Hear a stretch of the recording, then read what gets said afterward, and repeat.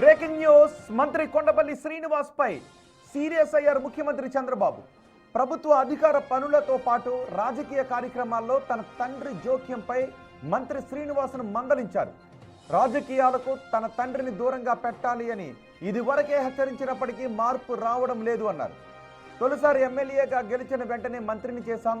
పార్టీకి కంచుకోట లాంటి జిల్లాలో వ్యక్తిగతంగా పార్టీ పరంగా ప్రగతి చూపాలి, కానీ వివాదాలు కోరుకోవద్దు అని, వివాదాల్లో ఇరుక్కోవద్దు అని మంత్రి శ్రీనివాస్ను హెచ్చరించారు సీఎం చంద్రబాబు.